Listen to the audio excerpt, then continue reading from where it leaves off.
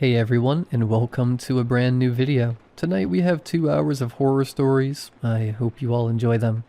If you do, please be sure to drop a like rating. Let's see if we can reach 1,000 likes. It only takes just a quick second to drop a like, and it helps out the channel so much.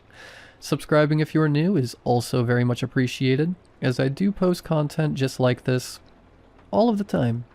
I did want to apologize for the break in uploads between the one previous to this one and this one. I just had a lot going on. Nothing bad. It was just the holidays and then New Year's.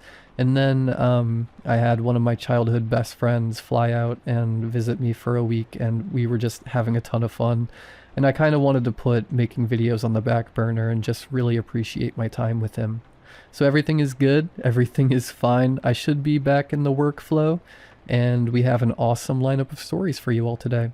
Anyways, sit back, do whatever it is that you do to relax, enjoy the 2 hours of uninterrupted horror stories right after the ad break after this intro. There won't be any more ad breaks after that one. And as always, I hope you all have a great night. I was on my 3rd beer in a local bar. She must have noticed me before I noticed her, because when my eyes fell on her, she was already looking my way. There was passion in her eyes. She wore a short black dress, and her crimson hair complemented her emerald-colored eyes. A tattoo of a snake stretched across her arm. As soon as we made eye contact, I looked away. I've always been a nervous guy, and I don't want to make things awkward by staring at her. Out of the corner of my eye, I saw her keeping a constant gaze on me. I pretended to be busy on my phone when the bartender put a beer in front of me. "I didn't order this," I told him. Carl was the regular bartender and gave me a little wink.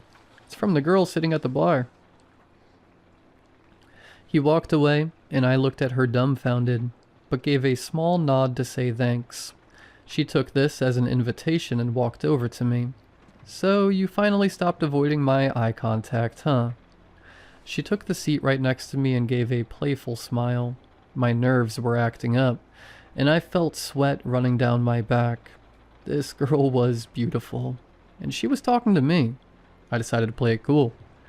"Trying to catch my eye, were you?" She looked at me as if she were expecting something more. "Can I get you a drink?" I offered. "Something strong." I called over Carl and ordered her a vodka. She didn't complain. "What's your name?" I asked. "It's Madeline." "Well, Madeline, my name is Jack. So what made you sit down next to me?" "You have inviting eyes, and I was bored," she replied. "If it wasn't for that second part of your sentence, I'd be flattered as hell." She laughed. Interesting choice of words. I didn't get the joke, but laughed anyway. "Do you live close by?" she asked. I noticed that every few minutes, she'd scooch her chair closer to mine. "Yeah, it's a 10-minute drive from here to my place." "Interesting." She took a sip of her vodka. "Want to play a game of truth or dare?" "Sure," I said, trying not to break eye contact. "You go first." "How about we make it more interesting? If you win, you get to take me home tonight and do whatever you want. If I win, I get to take you home. So what will it be? Truth or dare?" This sounded like a win-win in my opinion. My luck with girls had never been amazing. I'd been on a dry spell for over a year now, and here was my chance to take this lady home. I couldn't mess this up. "Dare." "My kind of guy," she said, giving me that flirtatious smile again. "Let's see. What to make you do? Oh, I know. You have to steal something from this bar." I looked around, trying to find an easy steal. "Okay. Be right back," I told her and went to the bathroom. When I came back 2 minutes later, I showed her the roll of toilet paper I'd stolen. She laughed. Well, not exactly the great heist I was expecting, but I guess it'll do. I was starting to get tipsy. "Your turn. Truth or dare?" There was a malicious glance in her eyes. "Dare me." "Get a stranger to buy you a drink in this bar." She rolled her eyes. "At least make it a challenge." She got up, pulled up her skirt slightly and gave me a wink. Not 3 minutes later, she set down a vodka and a beer on the table. Got you something as well. Now tell me, boy, truth or dare? Okay, give me a truth, I replied. When's the last time you screwed someone? This caught me by surprise. I hesitated, wondering if I should tell her the truth or make up a wild sex story. I'm gonna be honest here. I wasn't exactly on my game this past year. She looked at me with surprise. Oh, well then. You just have to make sure that you win tonight. To be fair, I thought I was rocking this interaction, and I just thought of a dare she couldn't possibly go through with. This was going to be my victory move. Truth or dare? Dare. I took a deep breath. Okay, Madeline, take off an article of clothing. I knew she wouldn't be able to do this because she was only wearing that short black dress. She smiled. The gloves are coming off, huh? Finally. Let's play then. As she spoke, she reached under her skirt and pulled out her underwear. With a few easy movements of her legs, it was completely removed. I tried to look cool and casual, but I'm afraid I was just gaping at her. She laughed and, without saying anything, moved closer and slipped her underwear into my pocket. Truth or dare? I knew if I'd said dare, she'd pick something insane. I decided to play it safe. Truth, I blurted out. The beers were getting to my head. She looked at me. Her eyes went cold, all expression draining from her face. Do you still think about your brother a lot? My stomach turned. I went from almost drunk to stone cold sober in a second. What? What did you just say? I asked, do you still think about your brother? My heart sank. Who are you? Sweat ran down my back again, but this time it wasn't nerves.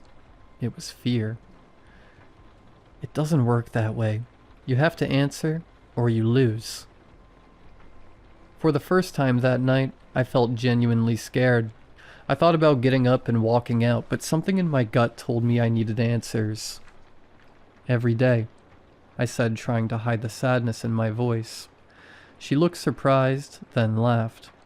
Oh my, you really are someone special. I was sure you would have walked out after that one. I glanced around the bar. It was almost empty. The local drunk slumped in the corner. Carl chatting with a blonde. Two guys murmuring at the far end. Well, don't you have anything to ask me? She said, clearly enjoying herself. Who are you? She frowned. No, that's not how this works. Second time. You get one more chance. Her eyes flashed red for a split second. Summoning all my courage, I asked, truth or dare? That's more like it. Truth. Who are you? I have been known by many names on many different planes. One of the names your people gave me was Apollyon. Others called me Abaddon, though the legends far outweigh my actions. This body isn't even mine. It belongs to someone who performed a ritual with her friends. Looking for cheap thrills, now she gets the privilege of being mine until I'm sick of her. She smiled sweetly, as if unaware of the weight of her words. I shook my head. This has to be some kind of sick joke. Truth or dare, Jack? She asked me. I chose truth. Do you believe what I'm telling you? No, this is too much to believe. Her only response was a faint smile. I felt trapped. Walking away crossed my mind, but fear kept me seated. She couldn't have known about my brother. He'd died over 7 years ago, before we moved states. Still, I kept playing. Truth or dare? Dare. Go away and leave me alone. She laughed. That's not how this works. Leaving is a forfeit, but I'll be kind and give you one more chance. We can't dare each other to go away, or to kill ourselves. Now give me a dare. Fine. Prove to me you are who you say you are. She smiled. That I can do. She grabbed my hand, and images flew through my mind. I immediately knew she wasn't human. God, the things she made me see. I stood in an unfamiliar landscape with black fire burning everywhere. There were things walking around that couldn't have been real. Giant monstrosities with 2 snake-like heads and 6 legs. Almost humanoid creatures that must have been 4 meters long, with bat-like wings on their backs. It was painful to my eyes and sanity just to look at them. An eclipse loomed high in the sky. In the far distance stood enormous mountains. At least, that's what I thought, until those damned mountains started moving. At the center of it all was a pit. Thousands upon thousands of humans and other creatures lay inside it. I was shocked to see they were still alive. The sound of their screams and muffled moans were horrible, but the most awful thing of all, when I looked at those poor damned souls in that wretched pit, I saw his eyes. He was buried beneath others, and even after 7 years, I would never forget the eyes of my own brother. Jonathan was in that pit. I don't know what came over me, but suddenly my fear of that hell-like world faded away, and I ran toward the pit. I saw his eyes widen in response. I was getting him out. I blinked once, and when I opened my eyes, I was back in the bar. Madeline was next to me. That same smile plastered on her face. "Don't make a scene, or this won't end well for the people here," she told me. My brother was stuck in hell, and this girl didn't want me to make a scene? "Get him out of there," I said, trying to sound confident and intimidating. Tears rolled down my cheeks. "Poor baby," she replied. "I know it can't be easy facing this reality." She wiped a tear from my face, and I sat there in utter shock. "God, I love that taste," she murmured, licking the tear from her finger. "I'm afraid I can't get him out. The stakes of this game have already been set." I tried to stay calm and think rationally, but that was easier said than done. The only thought going through my mind was finding something sharp and stabbing her in the face. That wouldn't help, though. I had to save my brother. "You told me if I won, I could tell you to do whatever I wanted." She chuckled. "You sweet child. The deal was that you could do whatever you wanted to me. And I really mean that. You can torture me, or take me and work out every messed up fantasy you've ever had. Hell, you can do both at the same time. Sounds like a fun night, but you can't tell me what to do." The way she said it almost sounded like sympathy. "Please," I said, no longer holding back my tears. "Get him out." "Truth or dare, Jack?" I chose dare. "Make yourself bleed." "Wait, hold on. You said we couldn't ask each other to harm ourselves." She laughed. "I said we couldn't tell each other to kill ourselves. I just want to see a little blood." I pulled out my pocket knife and held my hand under the table as I made a small cut in my finger. It hurt real bad. As soon as the blood welled up, she took my finger and licked it clean. "Do you like that?" she asked, licking the last of the blood from her lips. I didn't. "Can we just ditch the small talk and play the game?" I asked. That only seemed to excite her more as she leaned forward, eagerly waiting for the question we both knew was coming. "Truth or dare?" "Truth." "How can I get my brother out of there?" I asked, wiping away the last of my tears. She tilted her head, studying me like a sick puppy. It disgusted me. "You can't, Jack," she said. "Your brother played a game, and he lost. It's that simple. Even if you manage to return, there's not a goddamn thing you could do." Those words devastated me. I had 1,000 more questions about Jonathan and that wretched world, but this horrible game wouldn't allow them. "Truth or dare, Jack?" I picked truth. There was no way I was choosing dare again. "Would you take his place? If I gave you the option right now, Would you go to the pit to free him? A soul for a soul. It's not a bad deal, right? The question caught me completely off guard. Everyone likes to believe they'd be the hero, the martyr who wouldn't hesitate to save someone they love. I thought about my parents, my friends, my colleagues, even my online gaming buddies. Tears welled in my eyes again as I realized what I had to do, even if it meant being trapped in that world forever. I had to try. For Jonathan. I looked at her with disgust. Okay, take me there. I'll take his place. She burst into manic laughter. Oh, my dear Johnny boy. I just wanted to know if you would. The truth is, even if I wanted to, I can't get your brother out. He's property of that world now, and its inhabitants. Never in my life had I wanted to hurt someone so badly. I knew I couldn't lose this game. I couldn't bear the thought of my parents losing another child. It would destroy them. Then something clicked. It wasn't a good plan, and I didn't even know if it would work, but it was my only chance. Truth or dare, Madeline? As expected, she chose dare. I dare you to leave the body you're possessing right now. Her eye twitched, and her smile finally vanished. Well, well, clever boy, she said. If I'm not here, I can't play the game anymore. Of course you'll miss out on your prize. Or who knows? This girl might still be into you. Let's do this again sometime. She laughed. None of this meant a damn thing to her. She was just having fun, and that infuriated me most of all. Please, I said, exhausted. Just leave me alone. In an instant, her eyes changed. Confusion flickered across her face before she collapsed. It took me a moment to call out to Carl for help. The past half hour had felt like it was just the two of us in the world. I told him I thought she'd had too much to drink.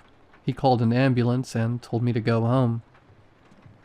On the way back, I replayed everything, tears streaming down my face. When I got home, I had a drink, then another, and another. I woke to birds chirping as sunlight spilled through the window. My head felt like it might explode. Relief washed over me. It had all been a dream, until I noticed I was still wearing yesterday's clothes. I reached into my pocket for my phone, and my body went cold when my fingers brushed against a piece of underwear.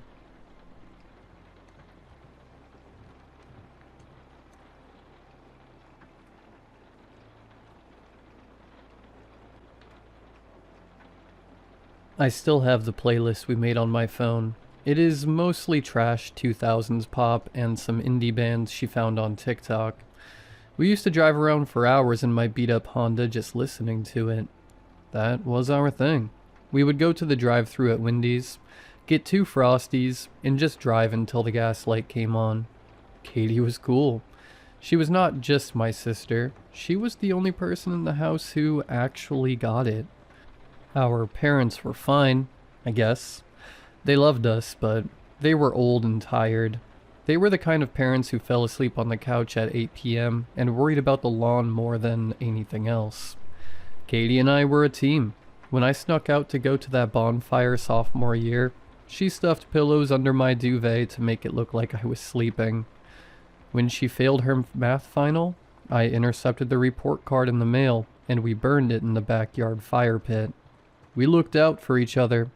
We were stuck in the same boring suburb, going to the same boring school, dealing with the same boring people. We survived by making fun of everything. We had a running commentary on the world.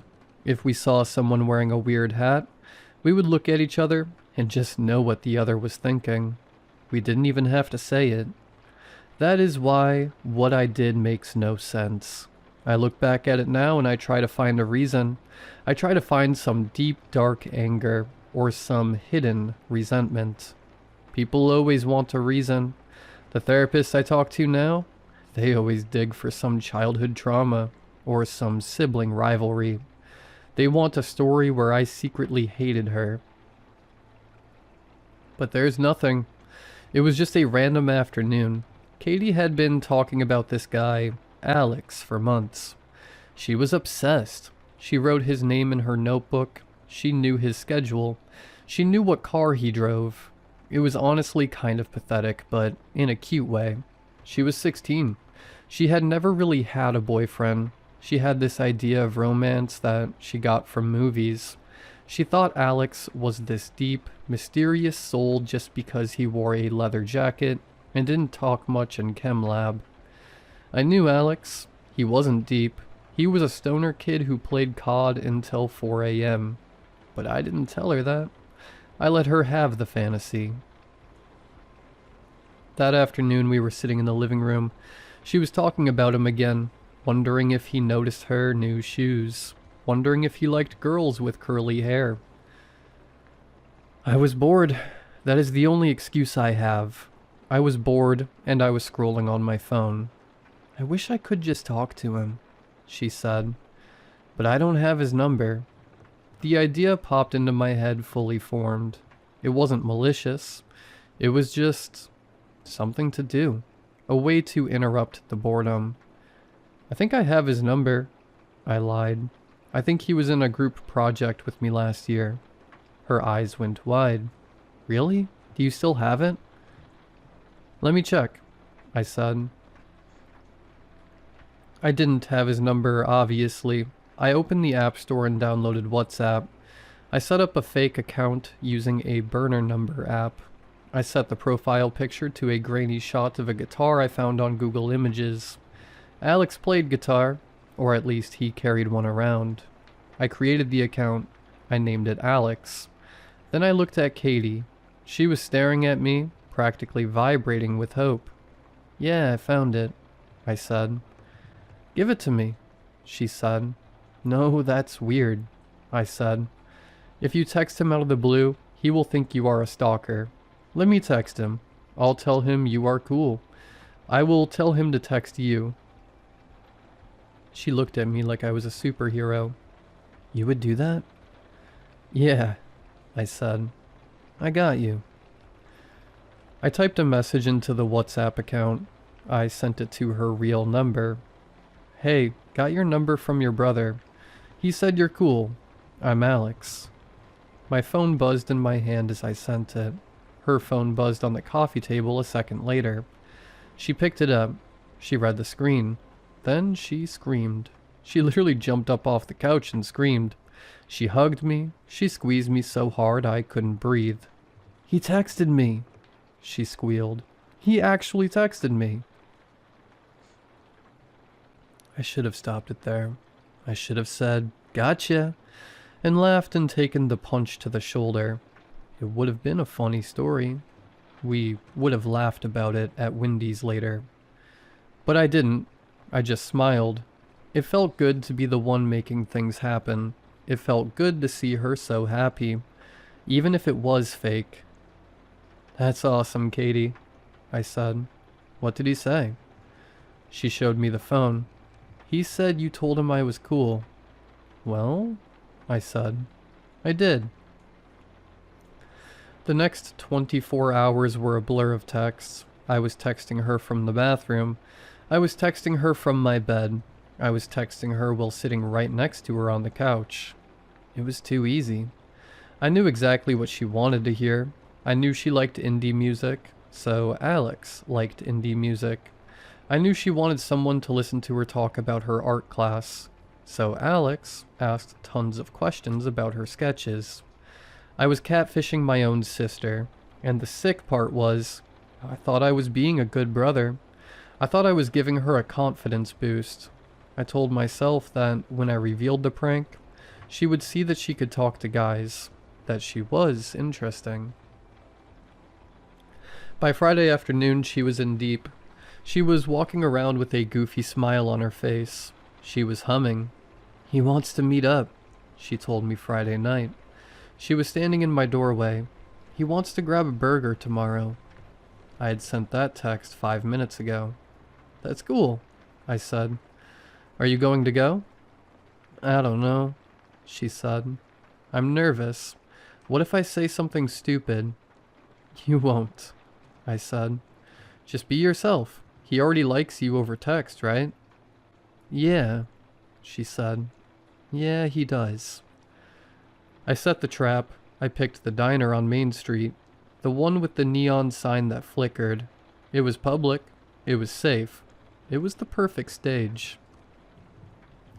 I can drive you, I offered, since Mom and Dad are going to that dinner thing. You are the best, she said. She went to her room to pick out clothes. I could hear her opening and closing drawers. I lay back on my bed and opened WhatsApp. Can't wait to see you, I typed. Me neither. She replied instantly. I laughed. I actually laughed out loud. It was just so easy. Saturday came. The mood in the house was electric. Katie spent 2 hours in the bathroom. She borrowed Mom's perfume. She came into my room to show me her outfit. She was wearing this blue dress she bought with her babysitting money. It had little white flowers on it. She had curled her hair. She was wearing lip gloss. She looked older. She looked pretty. She didn't look like my annoying little sister. She looked like a young woman, going on her first real date. Do I look okay? She asked. She was twisting her hands together. Is it too much? Should I change? You look great, I said, and I meant it. Alex is going to flip. I hope so, she said. She took a deep breath. Okay, let's go. We got in the car. I plugged in the phone. I put on the playlist. She was singing along to everything. She was tapping her hand on the dashboard. She was glowing. I drove to the diner. I pulled into the lot across the street. Go get him, I said. She unbuckled her seatbelt. She turned to me. Thanks, she said. Seriously, thanks for talking me up to him. No problem, I said. She got out. We walked across the street. She walked with her head held high. She looked confident. I watched her walk through the glass doors. I waited 5 minutes. I wanted her to get settled. I wanted the anticipation to build. Then I pulled out my phone. I opened the camera app. I hit record. I got out of the car. I crossed the street.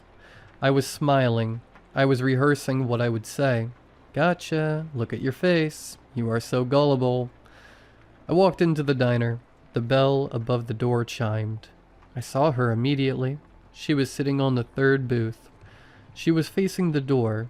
She had a menu in front of her, but she wasn't reading it. She was checking her reflection in the napkin holder. She was fixing her hair. She looked up when she heard the bell. Her face lit up when she saw me. It was pure, unfiltered joy. She thought I was there to check on her, or maybe she thought I was there to say hi to Alex. Did you see him? She asked as I walked up. Is he parking? I didn't lower the phone. I zoomed in on her face. I wanted to catch the exact moment the realization hit. He's not coming, Katie, I said. She blinked. What? Is he running late? Did he text you? I shook my head. No, he didn't text me. I held up my phone. I switched from the camera app to WhatsApp. I showed her the messages. The blue bubbles. The grainy guitar picture. It was me, I said. I'm Alex. I waited for the laugh. I waited for the punchline. I waited for her to grab a French fry and throw it at me. I waited for her to say, "You ass," and roll her eyes. But she didn't. The smile didn't turn into a frown. It didn't turn into anger. It just vanished. It fell off her face like a mask slipping. She looked at the phone screen, then she looked at me, then she looked around the diner. There were a few other people there, an old couple in the corner, a trucker at the counter. No one was looking at us. No one cared. But she looked like she was naked on a stage. She shrank, physically shrank. Her shoulders hunched up. She crossed her arms over that blue dress with the white flowers. She looked like a little kid who had been told Santa was dead. Why? She whispered. It was such a quiet question. It was just a joke, I said. The camera was still recording. Smile, it's just a prank. She tried to smile. She actually tried. Her mouth twitched. It was the most heartbreaking thing I have ever seen. She didn't say anything else. She just slid out of the booth. She walked past me. She walked out the door. I followed her. Katie, come on. Don't be dramatic. She got into the car. She stared out the window. I got in the driver's side. I was annoyed now. I felt like she was ruining the bit. I felt like she was being a bad sport. It was funny, I said as I started the car. You fell for it so hard. She didn't answer. She didn't put her seatbelt on. She just stared at the passing streetlights. I drove home in silence. The playlist was still playing, but she wasn't singing anymore.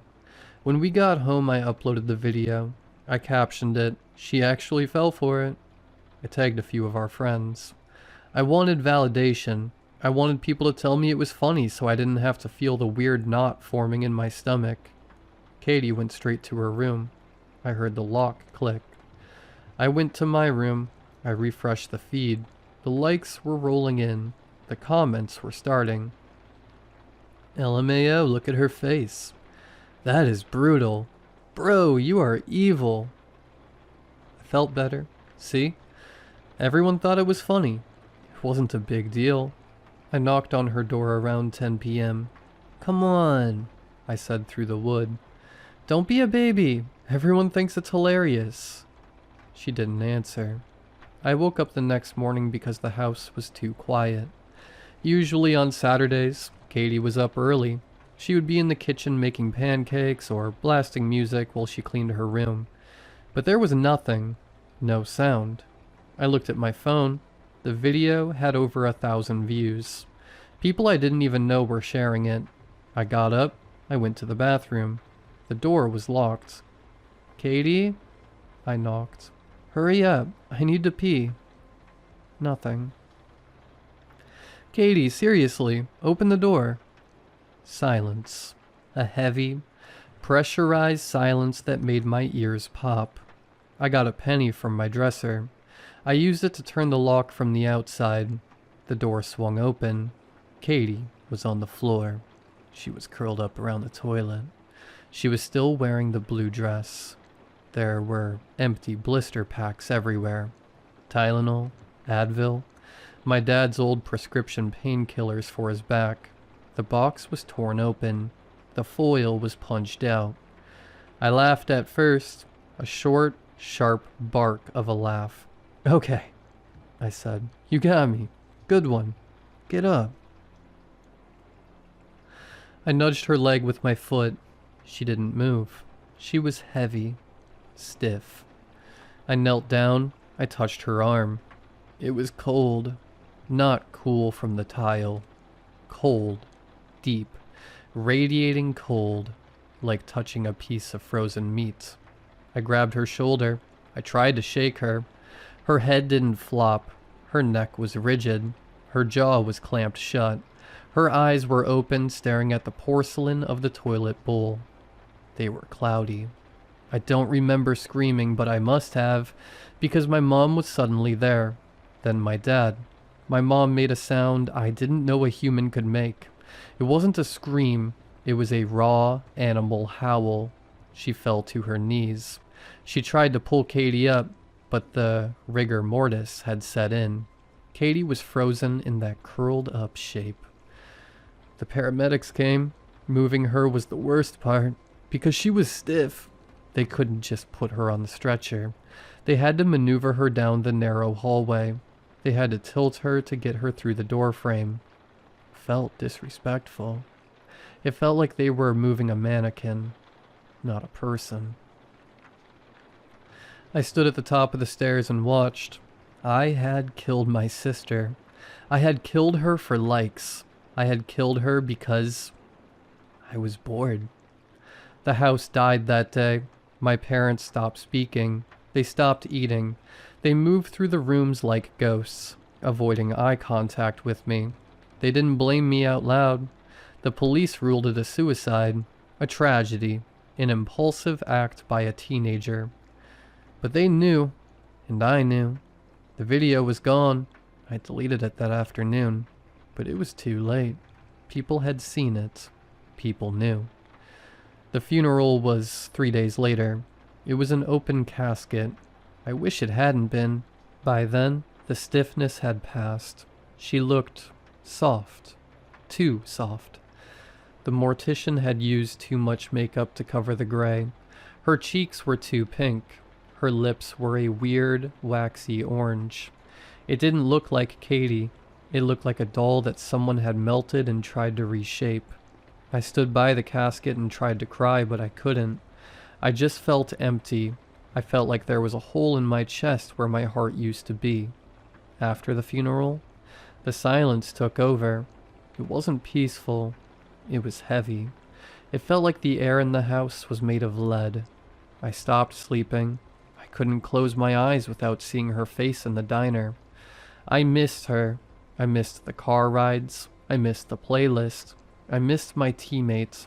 I missed the only person who understood me. I started spending my nights sitting in the hallway outside her room. I couldn't go in. I couldn't look at the empty bed, so I just sat against the wall and stared at the door. That is when the sound started. It began 3 weeks after she went into the ground. I was dozing off, my head resting on my knees. Ding. My head snapped up. It was the specific, tritone chime of a WhatsApp notification. I checked my phone. It was silent. Ding. It came from inside her room. My heart began to beat like a drum. I knew her phone was in the evidence box at the police station. I knew the room was empty, but the sound was there, clear as day. I stood up. My legs were numb. I reached for the doorknob. I opened the door. Her room smelled like dust and that cloying, floral perfume she had worn that night. The bed was made. The desk was clear. Ding. The sound wasn't coming from a device. It was coming from the corner of the room, from the shadows between the wardrobe and the wall. "Katie?" I whispered. The shadow moved. It didn't look like a ghost. It didn't look like her. It looked like a smudge on a camera lens. A blur of darkness in the shape of a person. It was taller than she was. Darker than the dark around it. It didn't speak. It just waited. I should have run. I should have woken my parents, but I was so tired. I was so full of this rotting, black guilt that I just wanted something to happen. I wanted to be punished. "Are you there?" I asked. The shadow didn't answer, but a thought appeared in my head. It wasn't my voice. It sounded flat, hollow, like wind blowing through a pipe. "Undo," it whispered. "Undo."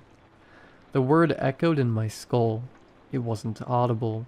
It was bouncing through my own mind, a thought that was not my own. I fell to my knees on her carpet. "I want to," I sobbed. "I want to undo it. I just want things back to normal." The shadow seemed to expand. It filled the room with a cold that burned my skin. It wasn't the cold of the air conditioning. It was the same cold I had felt when I touched her arm on the bathroom floor. "Normal," the hollow voice said. "We can do normal. Open the door." "How?" I asked. "Tell me how." "The door is already open," the voice droned. "You opened it when you called for her. You just have to invite her back in." I wiped my face. I looked at the shadow. It didn't have eyes, but I could feel it watching me. It felt like something. I can't even explain what it felt like, but I didn't care. "What do I do?" "Tonight," the voice said. "Unlock the back door. Call her name. Want it." "Is it that easy?" I asked. You have to want it more than you want to be safe, the voice said. I nodded. I did. I wanted it more than anything. I spent the rest of the day in a daze. I watched my parents sit at the dinner table and push peas around their plates. They looked gray. They looked like they were waiting to die. If I brought her back, I could fix this. I could fix them. Night fell. The house went dark. I waited until I heard my parents' bedroom door close. Then I went downstairs. I unlocked the back door. I turned off the porch light. I sat on the kitchen floor and waited. Wyatt, our golden retriever, came into the kitchen. He was a good dog, dumb as a bag of rocks, but loyal. He trotted over to me, his tail wagging. But then he stopped. He looked at the back door. His ears went back, his tail tucked between his legs.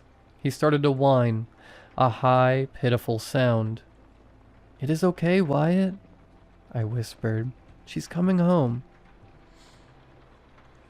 Wyatt didn't look at me. He backed away. He kept backing up until he hit the cabinets. Then he bolted into the living room. I heard his claws scrambling on the hardwood. I sat alone in the dark. Around 3 a.m. I heard it.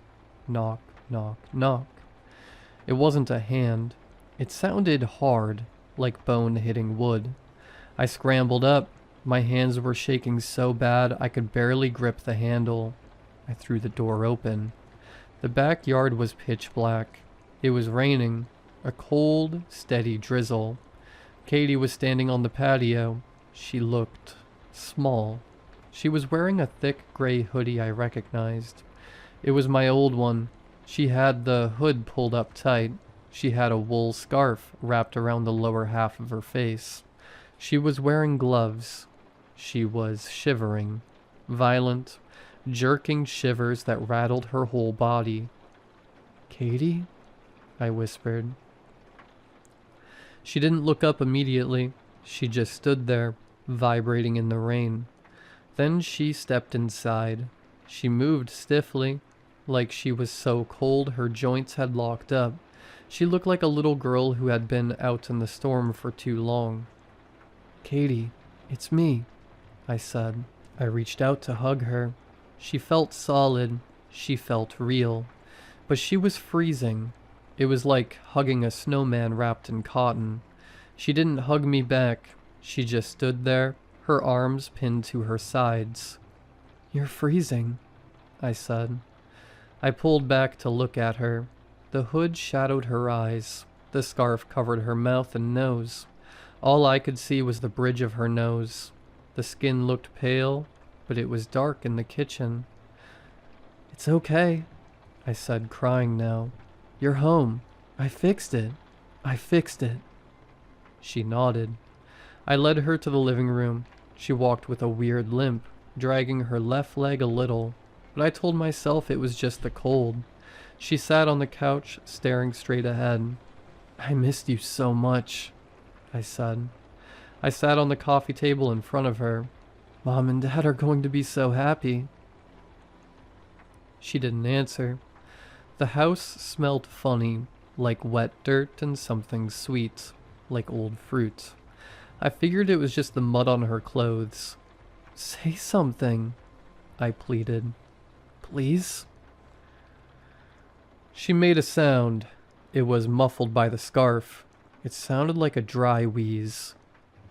"Hungry," she whispered. My heart broke.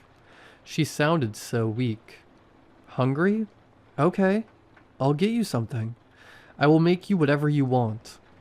I ran to the kitchen. I was manic with relief. She was here. She was talking. It worked. I pulled out ham, cheese, bread.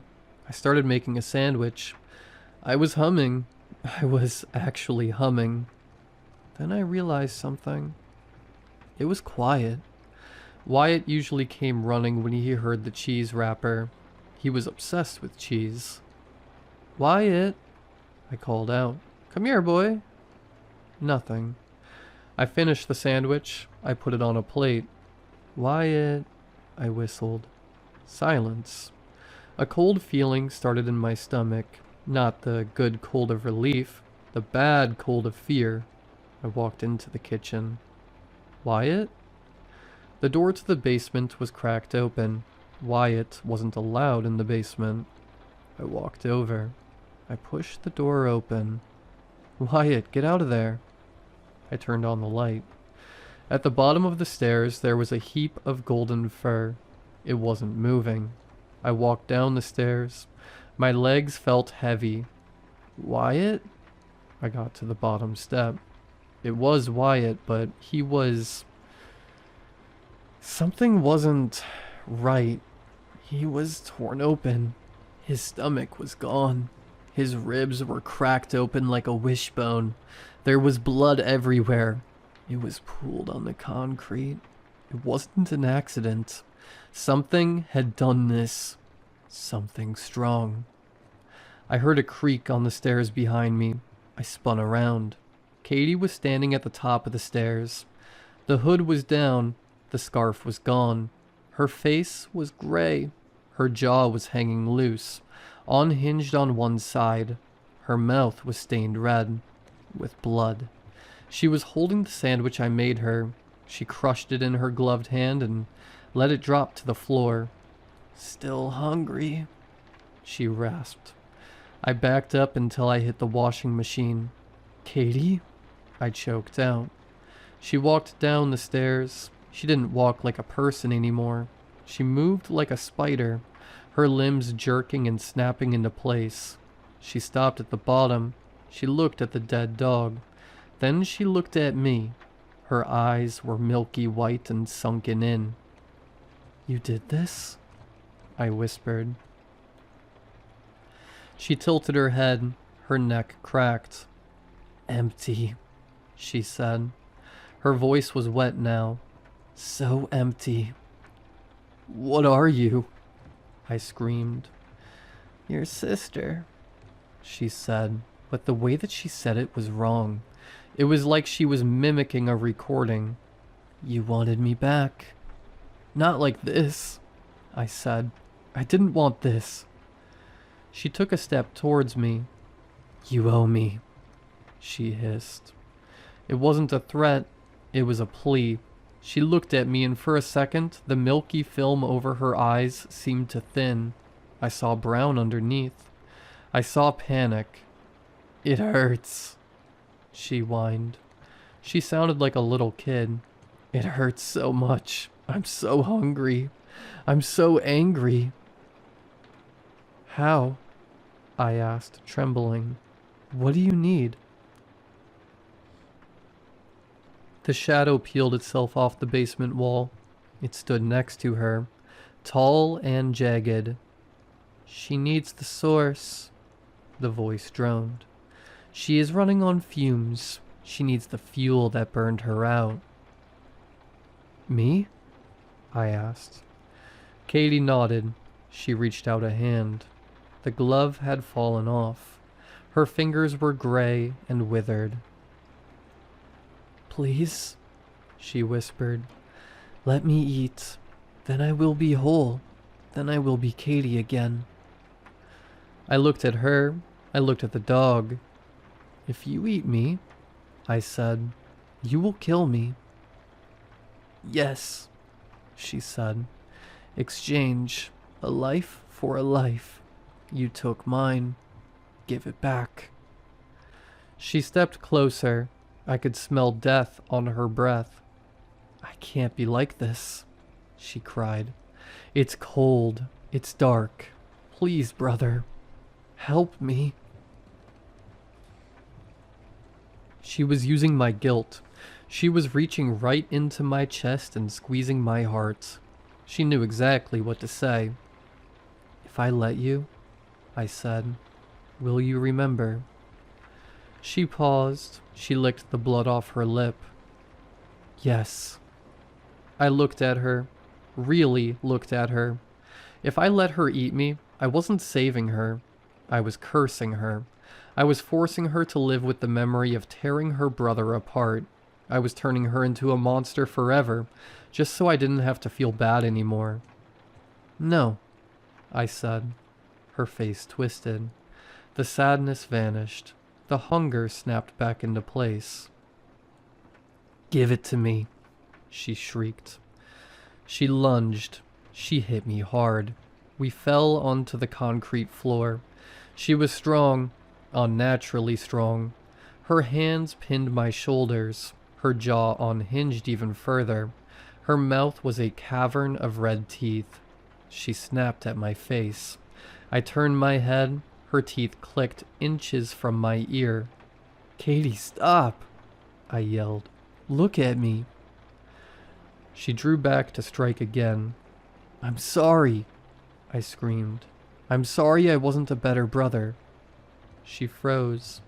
She hovered over me, dripping saliva onto my shirt. She looked down at me. The hunger flickered.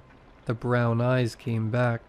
She looked at where her hands were pinning me down. She looked at the dead dog in the corner. She realized what she was. She rolled off me. She scrambled into the corner away from me. She curled into a ball, hiding her face. Make it stop, she sobbed. Please make it stop. The shadow hissed. Do not listen to her. Feed her. No, I said. I stood up. I looked around. My dad's old tool bench was next to the dryer. I grabbed a long screwdriver. It was rusty, but the tip was sharp. I walked over to Katie. She looked up. She saw the screwdriver. She didn't run. She didn't fight. She uncurled her legs. She opened her arms. She exposed her chest. Do it, she wheezed. I fell to my knees in front of her. The smell of rot and dog blood was overwhelming. I love you, I said. I tried. I really tried. I whimpered out with tears rolling down my cheeks. I know, she whispered. Her voice was clear. No rasp, no hunger, just Katie. It is okay. I put the tip of the screwdriver against her chest. I pushed. It was hard. Her skin was like leather. I had to use both hands. I had to put my weight into it. She gasped. Her back arched. Her hands grabbed my arms, but she didn't push me away. She pulled me closer. Thank you, she breathed. Then she went heavy. The tension left her body. She slumped against me. The shadow screamed. It was a sound like a siren dying. Then the basement light flickered, and the room was empty. I sat there on the cold concrete, holding my sister's body, waiting for the sirens. That was 3 years ago. I spent 2 of those years in a state facility. The doctors called it a psychotic break. They said I dug her up to say goodbye. They said I killed Wyatt because I couldn't tell the difference between life and death anymore. I let them believe it. I took the pills. I nodded when they talked about processing grief. It was easier than trying to explain the shadow man in the basement. I've been out for over a year now. I live in a different state. I have a job stocking shelves at a grocery store on the night shift. It's quiet. I like the quiet. My parents don't talk to me. I don't blame them. To them, I'm just the monster who dug up their daughter. I'm writing this because I need to ask a question. I need to know if I'm the only one. That shadow? I don't know what it was. It wasn't a ghost. It wasn't Katie. It was just something bad. It didn't leave because I won. I didn't win anything. It left because the show was over. It got what it wanted. It wanted to see how far I would go. But where did it go?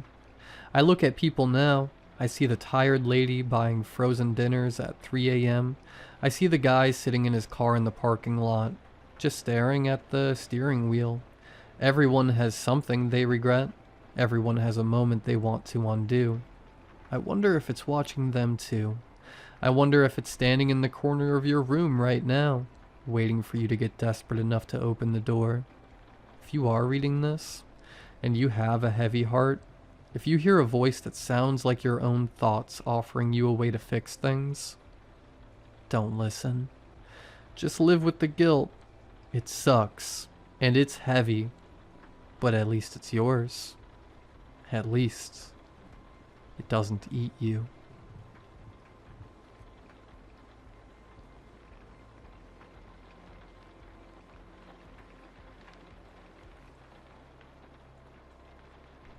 After 36 years of living in an apartment complex, I can confidently attest that a night owl is worst kind of neighbor. Being as lucky as I am, I had one of those moving into the apartment right above mine at the start of October. It was a lady who seemed to have an endless supply of worldly goods that all needed to be put into place the moment she moved in. Every single evening, at 9 p.m. exactly, she would start either hammering away, drilling the walls, or pushing furniture across her floor, always managing to reach the noise level of an angry bull in heat. I have always had quite sensitive ears. I am no stranger to being awake at night because of bothersome noises. There is always noise in the city, whether from drunkards singing at the top of their lungs or nocturnal critters running amok in the streets. Trust me, the sheer number of times I've been woken up by a possum knocking over a trash can outside my window is ridiculous. The thing is, these disturbances would always be occasional and brief. Whenever they occurred, I could easily fall back asleep afterwards. But ever since the day that lady moved in, the night has been filled with constant sounds of her mayhem. The cacophony upstairs would go on every evening for about 3 to 4 days in a row. Then, at some point, I would hear a large thudding sound, indicating that she had brought out yet another box full of stuff that needed to be set up. This routine sent me into a hellish cycle of exhaustion. I would fall asleep late and wake up exhausted in the morning. I would then have to drown myself in coffee and go to work, hoping that I could get some sleep later in the evening. Don't tell me that I just should have confronted her. I didn't want her to think that I was just some cranky old man. Besides, I don't like confronting people. I have always felt awful whenever I've had to reprimand someone. I also didn't know her name, which I felt would have made the interaction even more unbearable. I just sat on my couch, waiting for the commotion to stop. Suddenly, 3 weeks had passed, and she showed no signs of being finished unpacking. The seeds of chaos were planted as the clock struck 9 p.m. on an unusually hot evening late into October. An evening so hot that I had to have my windows open to be comfortable. The lady upstairs started toiling away, following her usual schedule. It was just as loud as all the other days. I twisted and turned in my bed, trying to cover my ears with my pillow as I had done so many nights before. But this night was different. The heat mixed with my drowsiness and the sounds from upstairs all compiled into a thundering migraine. It felt as if my brain was swelling, trying to crack my head open and run away to escape the noise. I couldn't take it any longer. I sat up in my bed, inhaled all the air that could fit into my lungs and yelled, "Quiet!" My yelling was followed by a large thud from upstairs. She had just started unpacking another box. I thought to myself, I couldn't believe it. She had to have heard me. My yelling was so loud that they probably heard me all the way up on the 5th floor. I stared at the ceiling, awaiting the sounds of the troublemaker and her orchestra from hell. I waited, and then I waited some more. More time passed, but there were no more sounds coming from upstairs. Maybe she did hear me. Maybe she was finally being respectful. I felt my headache subside as I lay back down. I closed my eyes, letting my fatigue carry me towards slumber. I was completely unbothered for the first night in a long time. I rose with the sun several hours later, and I didn't have to chug half a liter of coffee to stay awake. I went to work with a smile on my face and a good feeling in my body. Everything was easier. I was happier. It was paradise compared to before. I came home that evening, hoping that the night before wasn't an exception. If only I had been that lucky. After the sun had gone down, there was activity in the upstairs apartment again. This time, though, the sounds were a bit different. All I could hear was bump, bump, bump, repeating over and over again. I couldn't place the sound. It didn't come from any tool that I knew of. I was sure of that. There were irregular pauses between the sounds, ranging from about 5 seconds to 10 seconds. It wasn't just heavy footsteps, that was for sure. The spaces between them were too big. It wasn't a hammer either. The sounds were much too quiet for that. This thought process continued as I lay in my bed that night, my weary eyes fixated on the ceiling. Maybe she's tapping her foot on the floor to a song. But the sounds are not rhythmical in the slightest. Maybe she's dropping a ball repeatedly. But why would she even do that? Is she a juggler? No, that'd be ridiculous. These were but some of the thoughts rushing through my head as the sounds kept resonating in the background. It was beyond the midnight hours before I fell asleep that night. When I woke up in the morning, the noises had stopped. I assumed that she had just started working on her apartment again. Throughout the whole day, at my work and when I went home, I silently prayed that I wouldn't hear those sounds from her apartment again. Even though they were less noisy than normal, there was something about not being able to identify them that just made them much more annoying. To my dismay, however, the noises had begun anew by the rising of the moon. Bump, bump, bump. Lying in my bed that night, I was gritting my teeth out of sheer annoyance. I covered my head with my pillow again, but it was no use. I could still hear the sounds no matter how much I tried to keep them out. They made me feel as if someone was constantly poking at my brain, molding it like a piece of clay. Maybe it was revenge. Maybe, just maybe, she was mad about my yelling and was doing this to get back at me. Maybe she just wanted to drive me nuts with her antics. I tried to fall asleep, but it wasn't happening. The sounds from upstairs echoed in my head, much louder than any of the sounds that had been there in the weeks before. It was pure agony. My heart skipped a beat as my phone started ringing. I cautiously picked it up, wondering who was calling in the middle of the night. "Hello?" I mumbled. "Peterson, where are you, man? We've been waiting for you for like 45 minutes. "Oh, hello, sir.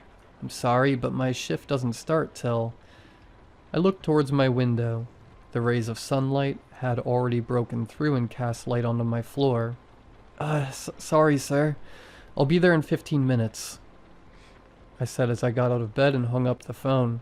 What followed was one of the worst days I've ever had in my life. I was a walking corpse, with only one thing on my mind. What were those sounds? I eventually got home and I didn't care about relaxing. Relaxation wasn't even on my mind. All I wanted to do, and all I did, was await the sounds. I sat on my couch, staring at the ceiling, and like clockwork, the commotion started back up late into the evening. Bump, bump, bump. I couldn't take it another night. It was torture. I didn't care what she thought of me anymore. I didn't care about having to scold her. I stormed out the door and up the stairs and pounded on the door. "What is your problem?" The sound stopped, but I wasn't satisfied. They were going to start again. I wasn't fooled. I turned the door handle and walked inside. Her apartment was cold like night and as silent as a library. I walked into the living room, and that's where I found her. She was lying on her back at the foot of a small stepladder. She lay beside the corner of a wooden table. The corner was covered in a mixture of dried brown blood and long black hairs. On the side of her head was a crater of blood, hair, skull fragments, and brain matter. Both of her arms were mangled to the bone. A swarm of flies was nesting on her body. The windows in the living room stood open, taking in the autumn breeze and wafting away any smell of rot that should have been. As I stood there taking it all in, I heard some skittering. I I stared in disbelief as a chubby little form crept out from one of the moving crates on the floor, where it had likely been hiding from all the noise I had made. It was a possum, currently unaware of my presence. It crawled over to the body and started gnawing at her hand. Every time the possum ripped off a piece of flesh, the hand was lifted into the air before subsequently dropping to the floor, producing a light bump.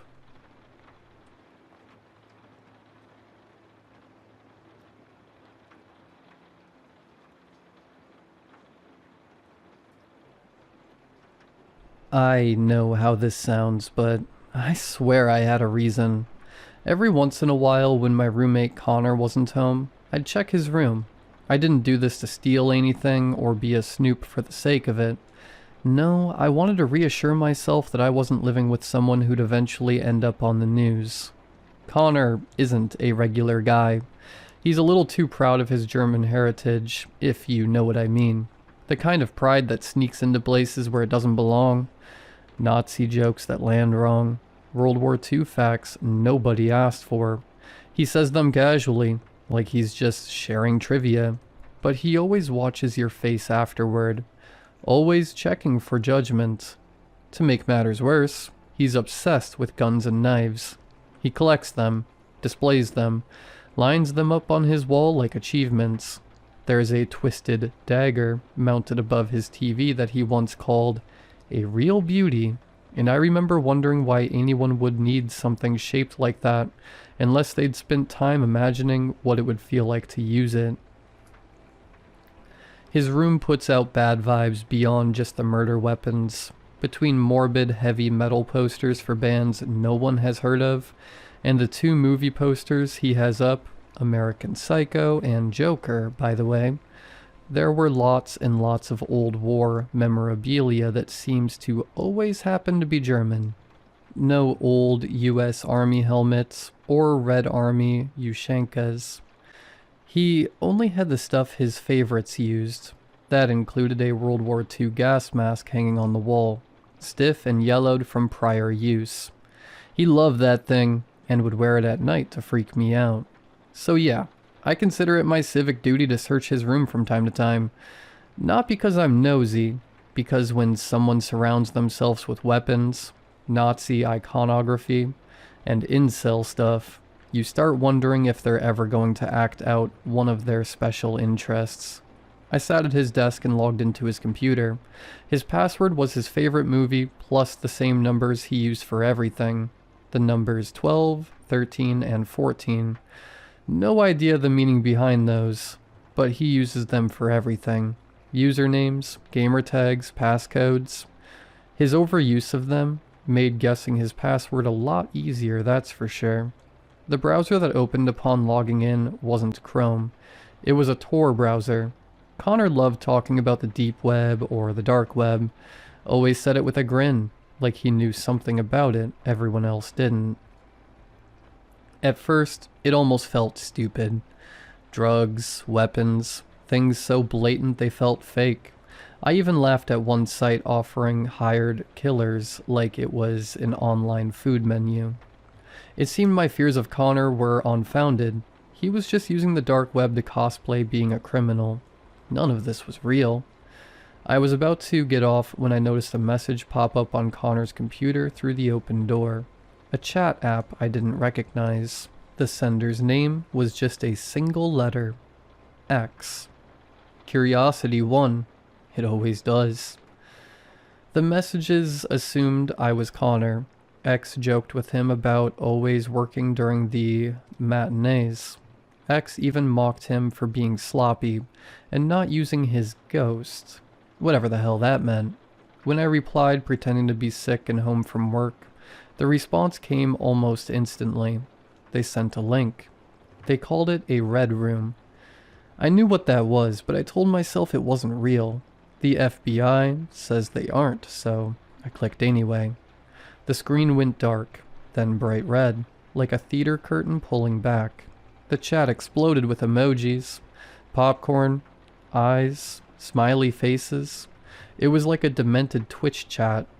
Then the stream started. There was a young woman on screen tied up and terrified. The first bid was for her to get one of her fingers cut off and fed to her. I laughed at first. I actually laughed, thinking it was all BS. But then a man in a hockey mask stepped into frame with a knife not all that dissimilar to the ones Connor had hanging on his wall. The man in the hockey mask cut her finger off like it was a piece of meat at the deli. As she screamed, he shoved it down her throat and she vomited it back out. So he tried to feed it to her again, but this time she kept her mouth shut.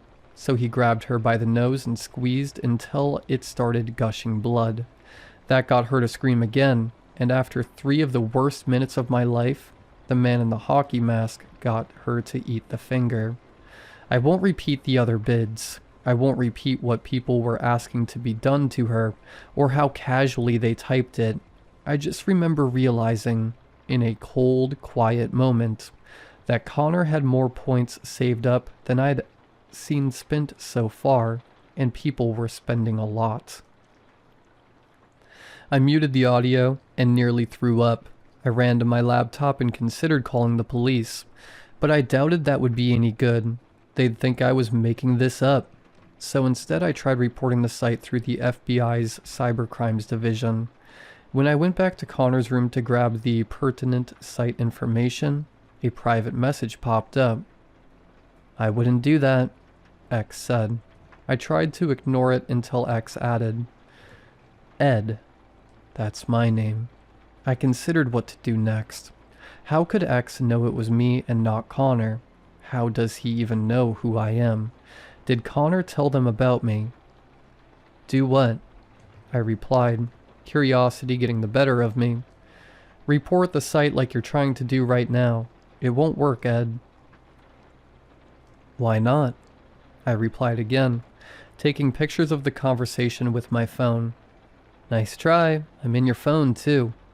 X replied, not in the chat this time, but through my phone's messenger app. "You still can't stop me," I texted them back, hoping that taunting them would get them to overplay their hand. That's when X replied back with my full name, home address, credit card number, and the names and addresses of my parents and sister.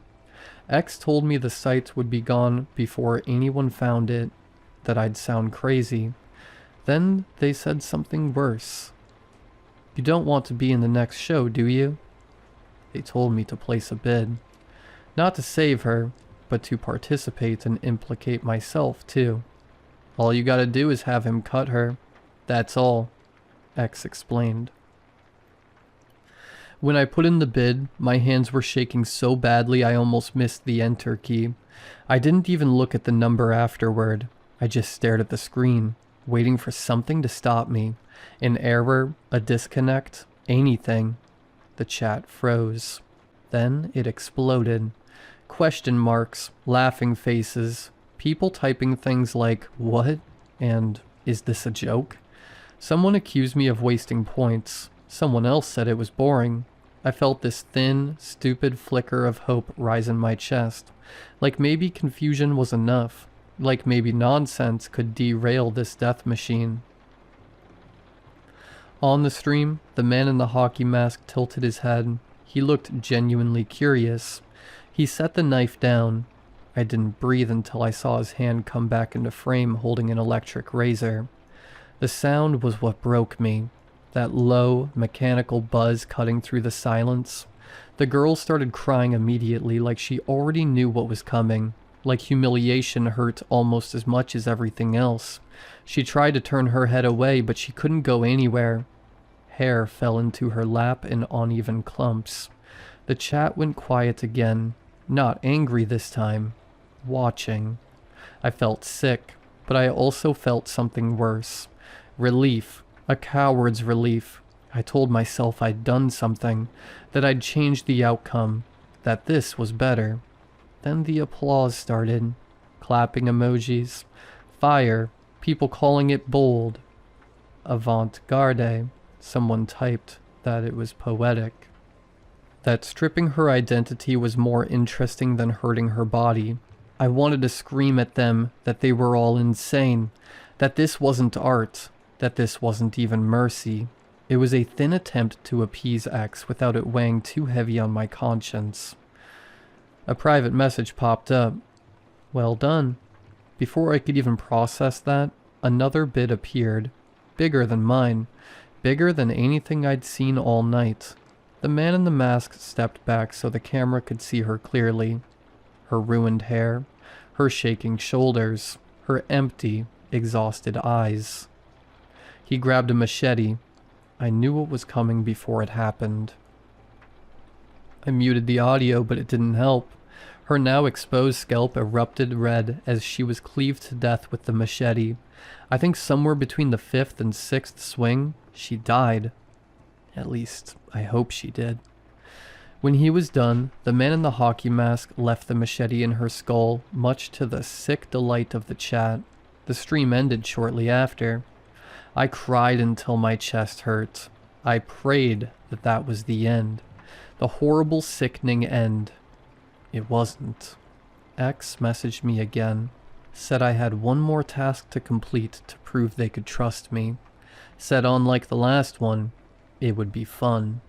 When I read X's final task, I couldn't help but look up from the computer screen and towards Connor's wall. The gas mask and the knife were both staring back at me. You know what to do, X said. That night, Connor came home like nothing was wrong. Headphones on, heavy metal music blasting. He barely looked at me as I watched TV in the living room. Later, from my room, I heard him settle in. The familiar clicks of his keyboard, the same browser opening, the hum of his music still blasting in his ears. Another message arrived for him.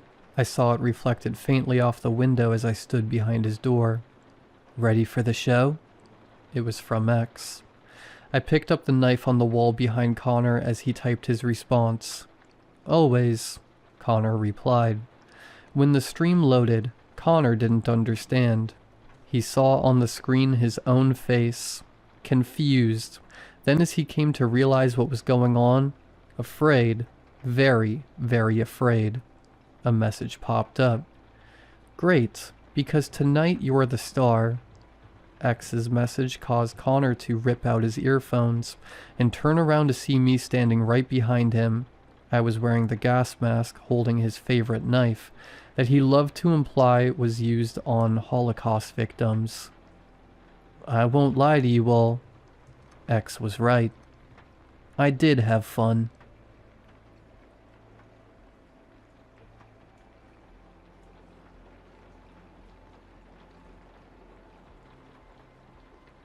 I am writing this from a hospital waiting room with my hands wrapped like I tried to catch barbed wire on instinct.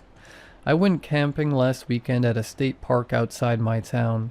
That is what the reservation email said. Loop C. I still have the receipt. It is smeared from rain and sweat, but I can read enough of it. State park, camping fee, 1 night, vehicle fee, total $35. A reservation ID that means nothing to anyone except me. I am not asking you to believe in the paranormal. Something mechanical happened to me out there. Something you can buy, carry in a tote, and switch on. I camp alone a lot. I do it in the boring way. I tell my sister where I am. I park nose out. I lock food up. I do not hike off trail at night. I do not drink. I do not go looking for trouble. This time, I wanted one quiet night and a morning coffee that tastes like smoke. I got there around 4:40 p.m. The ranger in the booth tore my printed slip and gave me the usual talk about quiet hours and not leaving coolers unattended. The entrance sign had a changeable letterboard under it. Fire danger was moderate. No moving firewood. Quiet hours 10 p.m. to 6 a.m. The park was half full. Families in big SUVs, a couple with a rooftop tent, a group of teenagers arguing over a Bluetooth speaker that kept cutting out when they walked too far away from it. Loop C sat deeper in the pines. The road was dirt and washboarded. My spot was on the outer edge. Not the best view, but private. picnic table, fire ring, one of those steel bear boxes bolted into a slab of concrete, the kind that squeals when you open it. The first thing that felt off was the posts. There were 4 skinny fiberglass stakes around my site, about waist height, with bright orange reflective tape on the tops, like survey markers. They were spaced in a loose square that didn't match a normal campsite boundary. Each stake had a black zip tie near the top, cinched tight around nothing. I stood there longer than I want to admit, staring at them with my hands on my hips like that would solve anything. I told myself it was maintenance, hazard tree marking, utility work, something. I set up my tent, a little 2-person backpacking tent.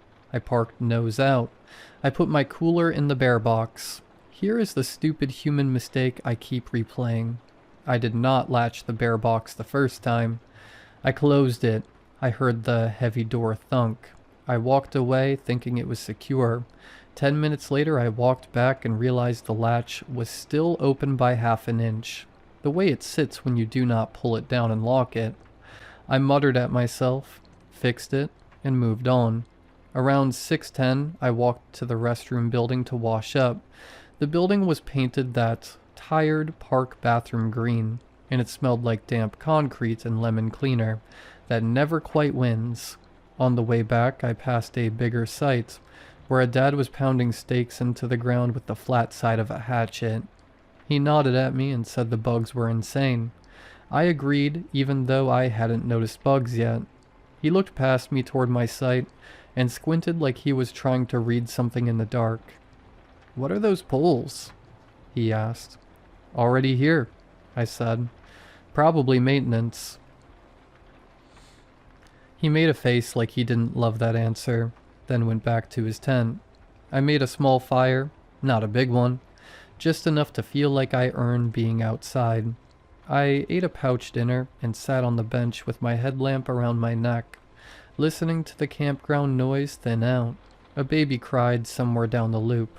Someone laughed too loud and got shushed. A car door slammed, then it got quiet in that way campgrounds do, where you still hear people, but it comes in little distant pieces. At 9:58 my phone flipped from 5G to SOS. I remember because I looked at it before crawling into my sleeping bag. I texted my sister. "All good. Night." It failed to send. Not surprising. Lots of parks have dead spots. I fell asleep with my keys in my hand. That is another thing I normally never do. I always put them in the same pocket. This time I was half asleep and I set them on the picnic table when I tightened my tent guy lines. Then forgot to pick them back up. I did not realize that until later, when it mattered. I slept for maybe 2 hours. I woke up because my tent moved. Not a gentle flutter of wind. A hard tug, like someone grabbed the rainfly and yanked. My first thought was an animal brushing past. Then the tent moved again, lower, like pressure at ankle height. I sat up fast, my elbow hit the tent wall, my heart went straight to my throat. I listened.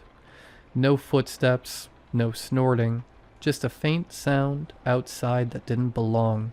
A tiny clicking, steady, like a cheap plastic pen being pressed over and over. Click, click, click. I found my headlamp and turned it on, pointing it at the tent wall. The nylon glowed, shadows moved wrong. Thin lines crossed the fabric. Not like branches, not like the normal wavering shapes you see when a light hits canvas. I pushed the door zipper open just enough to look out. The beam hit the orange tape on the nearest stake and flashed bright. Behind it, in the dark, something caught the light in sharp little glints. Clear line, fishing line, monofilament. Dozens of strands stretched between the stakes, some at shin height, some at waist height, some higher. A web that had not been there when I went to sleep. And it was moving, not swaying, pulling, tightening. The clicking got faster. A line snapped tight across the front of my tent door, and the nylon creased around it like it was being cinched.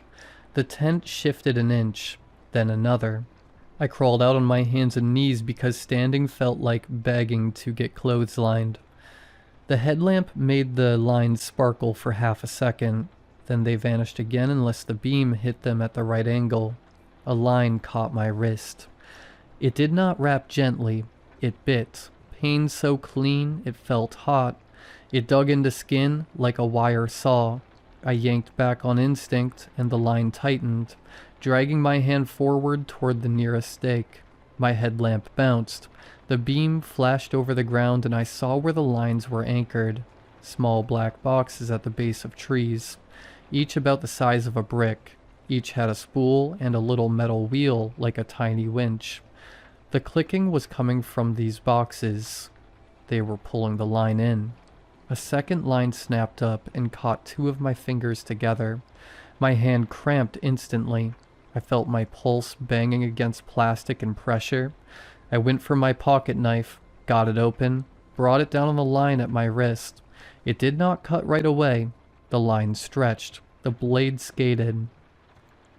Then it finally nicked through. The moment it broke, the free end snapped back and whipped my knuckles. I rolled, trying to get clear. A line tightened under my armpit. Another caught my ankle, and my foot slid toward the stake like the ground had turned slick. I started yelling, loudly, ugly. I screamed for help until my throat burned. No one came running. Either nobody heard, or nobody wanted to charge into a campsite full of invisible line. Then I heard something new, not clicking, a soft electronic chirp, like a key fob, followed by a longer tone. One of the winch boxes changed pitch. It went from click to a smooth high whine for half a second. The line on my wrist tightened again, and I understood what it was doing. This wasn't just a web. It was a net that was closing around me. I crawled toward the nearest box, cutting lines as I went. Each cut line snapped back, stinging, sometimes catching my clothes. The knife handle got slick with blood. My wrist burned in a clean groove where the line had opened it. I reached the nearest box. It was strapped to the trunk with a ratchet strap. A thick battery pack sat beside it, wired in. On top was a small antenna, like a cheap handheld radio. The line ran through a metal guide and onto a spool. I drove the knife down and cut as close to the spool as I could. The motor protested.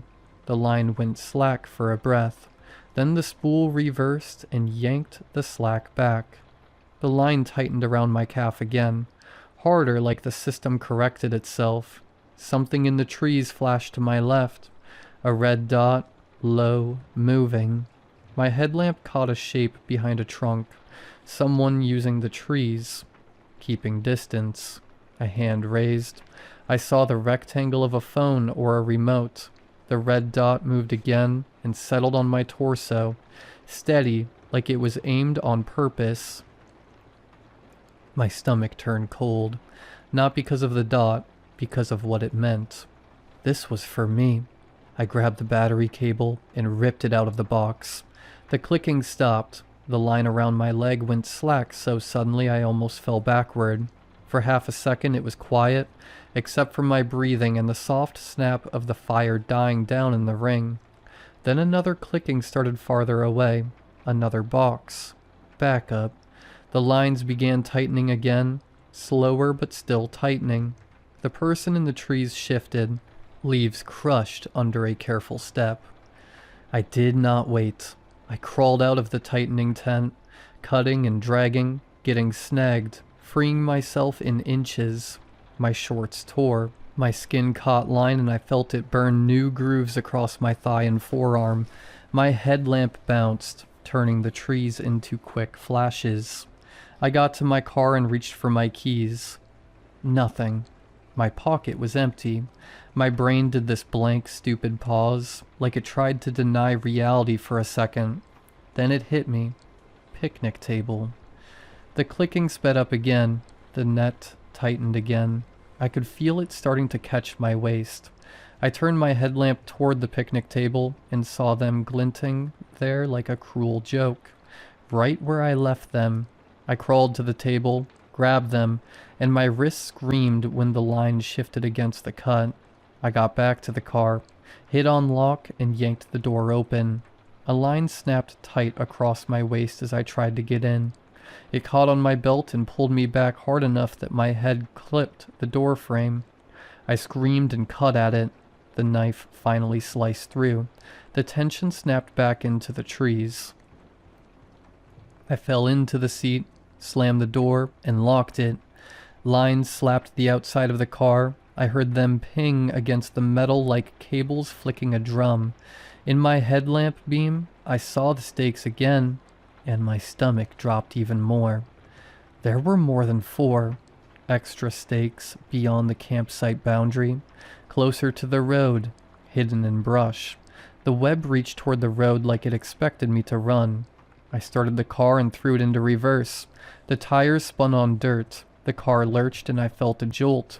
Then I hit something soft but strong. The hood dipped. The line stretched. For a second I thought the car would be held in place. Then the line snapped. The sound was sharp, multiplied, whip cracks. The hood shook. Something slapped the windshield and left a wet streak. I reversed hard and swung forward, aiming for the main road out of the loop. In my mirror, between trunks, I saw the person move.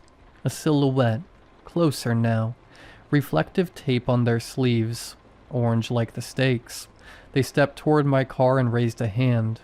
Not waving, pointing.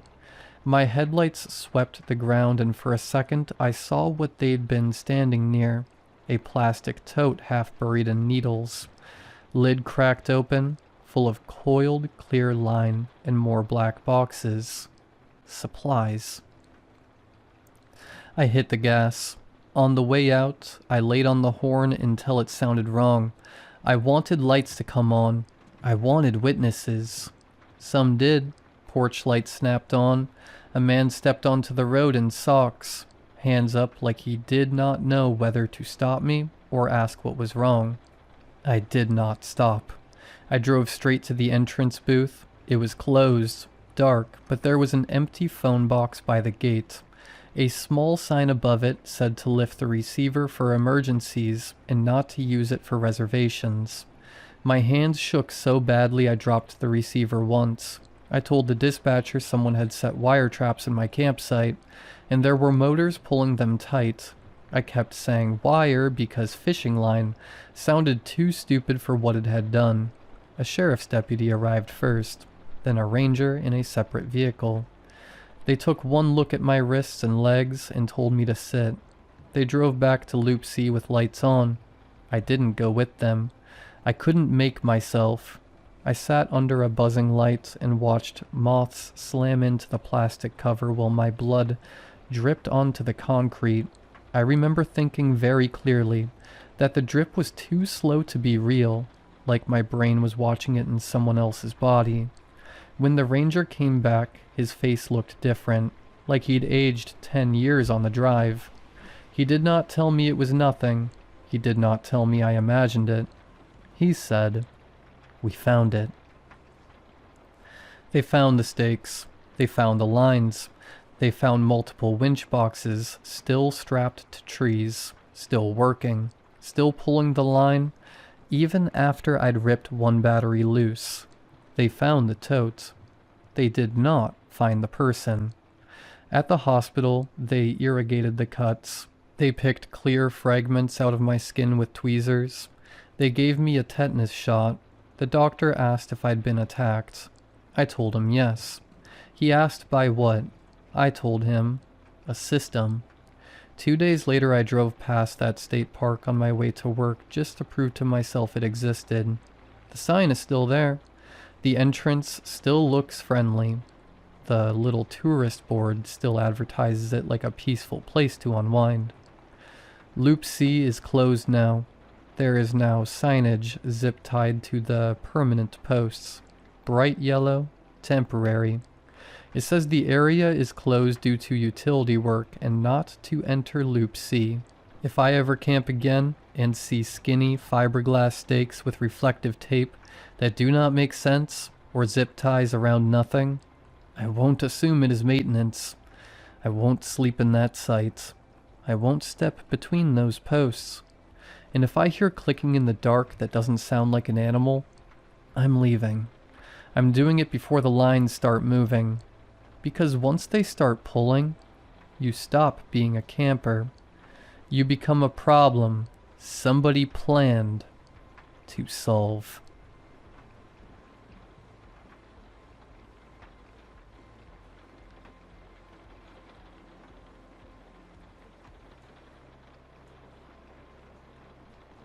My grandfather died in our house on a winter night, and something came for him before the body was cold. We were all there when it happened. My wife, Margaret, my mother, my aunts and cousins. My grandmother sat beside him on the small cot, her hands folded in her lap, as if waiting for instructions. She had always done that. Waited. Even when he was angry. Especially then. He had been a large man once, broad, loud, impossible to disobey. In our house, his word was scripture. He had forbidden doctors, medicine, even prayers not spoken the proper way. When his breathing turned shallow and wet, no one argued. We were raised not to. The room changed long before he stopped breathing. Heavy, as if the walls were leaning in to listen. The fire burned hot, snapping and hissing. Outside, the fields were dark and pressed close to the windows. The house creaked and shifted with the wind, settling around us like a living thing. My grandmother never looked up. When he spoke his last words, they weren't blessings. They weren't apologies. He called her guilty. The clock struck once after that, though no hour was due. I remember it because it made my skin crawl. The sound lingered too long, like it didn't want to fade. My grandmother finally broke the silence. "He drove me to it," she said, her voice low and cracked. "Would he have spared an old woman? You know he wouldn't have. You've all seen what he did when anger took him. I stood between him and you, every time." No one answered her. We didn't need to. We knew what she meant. We had known for years. He had fallen down the stairs earlier that evening. Hard. The sound of bone on wood still rang in my ears, and my grandmother stood at the top of the stairs, her hand over her mouth, staring down at him with a look of horror I will never forget. Margaret gripped my arm. "Edward," she whispered, barely moving her lips. "Is something wrong with the clock?" I looked at it and felt a chill crawl up my spine. The glass reflected my face, pale, like I wasn't fully there. "I think we should step outside," I told her. "Just for air." My grandmother shook her head when I asked her to come with us. "Not yet," she said. "Let me sit with him a little longer." Margaret and I stepped out onto the porch. The cold slapped at us. Our breath came out in white clouds, and she clung to me as if she might float away. "Promise me something," she said. "Promise you won't become like him." "I won't," I told her, and I meant it. I swear. When we went back inside, the fire surged as if fed fresh wood, though no one had touched it. The room had gone quiet. Even the sobbing stopped. That was when I heard the sound. At first, it was distant, like an animal crying across the fields. Then it sharpened, stretched, became something else entirely, a scream that didn't belong to the living. It passed through the walls, through the fire, through us. My grandmother gasped and collapsed against the cot. My grandfather lay still beneath the blanket, his face finally peaceful. Then the footsteps began. They weren't footsteps exactly. It sounded as if the house itself were shifting, like weight pressing down from above. The air grew so cold it pinned us in place. I leaned down and whispered into Margaret's hair, "Whatever happens, don't look." She nodded, burying her face against my chest. The fire dimmed and something entered the room. I didn't see it. I swear I didn't. But I heard it breathe, a deep, hollow sound. Air dragged through broken reeds. Pain flared behind my eyes. My teeth ached. My bones felt too tight inside my skin. Then it spoke. The voice came from everywhere at once. "Who among you has been named?" No one answered. "Who has stolen from me?" My grandmother wailed. "I did," she cried. "Please, I stole from you." There was a long pause. The pressure in the room became unbearable. "You are the accused?" "Yes," she sobbed. The wind roared through the house, and the world dropped away beneath my feet. I held Margaret as tightly as I could, pressing her face into me so she couldn't lift her head. "Then look upon me," the voice said. We didn't look. When the fire flared back to life, the room erupted in screams. My grandfather lay exactly as before, but my grandmother was gone. Not dead. Gone. Her chair stood empty, no body, no mark on the floor, nothing to show she had ever been there at all. Later, when the house was quiet again, I opened Margaret's hand. Inside her palm lay the small black stone my grandfather had given me years ago. He used to say it protected him once, long ago, though he never explained how. I don't know if it saved us.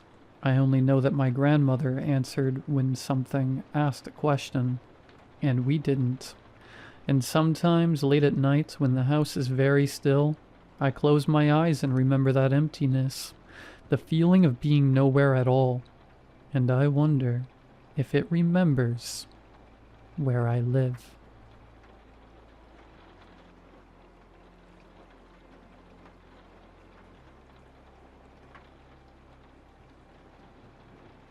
As I write this, I'm nursing a glass of whiskey on my back porch. I don't know how to describe what I'm feeling right now. It's been 11 years since he disappeared. That kid has been my whole world since the day he was born. His mother hasn't been in his life since he was a baby. It's a long and frankly traumatic story, so I won't tell it here. But to condense it, she's an addict, and only God knows where. So, I've been Ozzy's legal guardian since he was 2. October 31st, 2014. Ozzy told me he was going out with his friends for the night. I remember it so vividly. His face, with brown freckles like his mother. The mole on his neck that I have too. I've played that day in my mind 1,000 times. Every detail in Technicolor again and again. Just to have something to hold on to. His mop of curly dark hair, the red hockey jersey he was wearing, his jeans, his mother's ring he wore on a chain around his neck. All of it. I didn't know at the time, but him and his friends had actually planned to explore, party, and spend the night in the old abandoned house a few kilometers from town. That house always gave me the creeps. Even after years of being a sheriff and having my fair share of unexplained experiences, it just makes my skin crawl. Even more so now, after all this. That house has a sordid history. In the 30s, the man who owned it threw a dinner party/family gathering.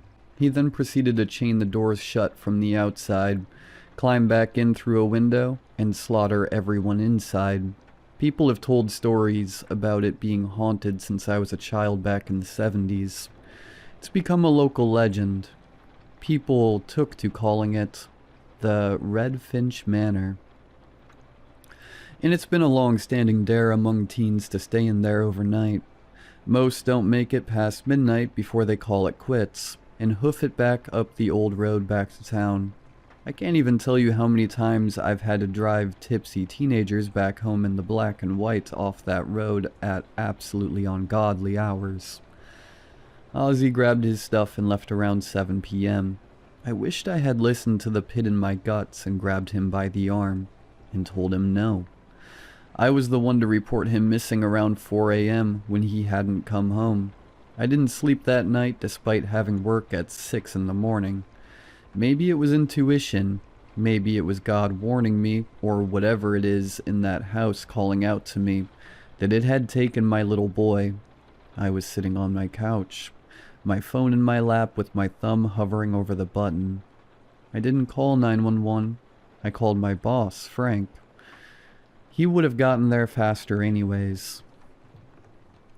The line rung a few times before his groggy voice answered. Jesus, Joey. This better be good. It's 4 a.m. I felt sick. Like at a moment's notice, I was going to hurl onto the hardwood floors of my living room. Frank, get over here, please. It's an emergency. Ozzy. Frank, the kid's gone. I said, my voice shaking more than I had ever heard it. It felt like my entire world was already crashing down, even though a logical person would have been able to rationalize, come up with explanations. But for some reason I just knew. I knew. Frank didn't say much else, and he was in my kitchen with me in less than 5 minutes. I vaguely remember crying. At that time I hadn't cried in probably years, at least not like that. I was in hysterics, pacing in my kitchen insisting that something terrible happened. We searched for hours, trekking through the woods, knocking on doors, looking everywhere. Something pulled me to that god-forsaken house. Some otherworldly tether drew me there that night. Myself, a few deputies, Frank, and over a dozen volunteers walked the 2 or so clicks down the dirt road. The sky was turning from the dark black of night to a deep blue as daybreak approached.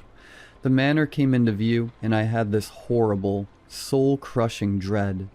19 people swept that house with flashlights, and we didn't find a trace of the kids who went missing that night. Those 5 kids got headstones a few years back. For 3 years I practically drowned myself in whiskey. I lost myself in grief. I had constant nightmares. Dreams about all the horrible possibilities of what could have happened to my nephew. I'm better now, but I can't say I had healed. Ozzy was my only family at the time, though I've since gotten married. His grandfather and grandmother passed in 1991 and 2008, respectively. My sister has been way off the deep end and not in speaking terms with me since 2000 when I took custody of Ozzy. Fast forward to a week ago, December 7th, 2025. I'm still working as a sheriff, and admittedly still mourning on some level. I hadn't thought I'd ever fully get past losing him. I was on duty, sitting in my patrol car eating cheap fried fast food when my radio crackled to life. 1032, this is Deputy Ross. I need another unit at 762 Country Road 144. And call forensics. The abandoned house. That same abandoned house that the less rational part of my brain insisted had stolen Ozzy. I pressed the button and spoke. 10-4, this is Sheriff McKinney. ETA 3 minutes. I flicked on my lights and sirens and peeled out of the parking lot like a bat out of hell. They say death has a smell. Something specific that can't be replicated, and I can assure you that's very true. Like rotting meat sprayed with a sickly sweet perfume. It was faint, but I could smell it despite the fact the freezing cold had practically frozen the body lying in the snow solid. I didn't need to look long to know the body belonged to one of those missing kids. I'll say it again, we found a body. A dead body, not bones. After 11 years. A body. How the hell wasn't this kid just scattered bones we would dig up after the spring thaw? And what the hell happened to him? Because he was cut up pretty bad. I'll save you the gory details, but it was bad. Really bad. Coroner said he'd been dead less a few days. December 2nd, she told me. Stabbed to death. Poor kid bled out right there in the snowbank. That's crazy enough. Finding someone freshly dead after over a decade. But the part that left us with even more questions was, why the hell did he still look 17? He should have been 28, so why did he still look the exact same as the missing persons poster we plastered all over the city a few clicks away? Christ, he looked exactly like he did in the senior photos I helped his mom take. This was messed up. Did some sick guy preserve him? Keep him alive for 11 years and he just aged insanely well? What was this? I didn't sleep that night either. My wife Winona sat up with me. I had too many questions to relax long enough to sleep. I was jittery, on edge. December 14th, 2025. Tonight Winona was at her sister's house and I was alone. The place feels empty without her. Almost eerie, like some strange isolationist dream where I was the only man left alive. Then something changed. I felt that same feeling I did the night Ozzy disappeared, except in reverse. I can't describe it any other way. It was like I had this sudden lump in my throat and I don't know, whatever the opposite of dread is. Like when you remember something you'd forgotten years ago, and the memory comes rushing back and suddenly everything makes sense and everything is right again. Don't get me wrong. It still freaked me out. But I suppose the Lord wasn't done with me because I thought I was having a stroke when I heard something I hadn't heard in over 10 years echo from my backyard. Hello, Uncle Joey? I didn't even think. Not a single thought went through my head as I jumped off my couch, across my kitchen, and crashed out my back door still in my gym shorts and tank top despite the freezing temperature. There in the foot-deep snow was my boy. There was Ozzy, still in the same clothes, slowly cutting through the shining powder snow. It felt like time stopped.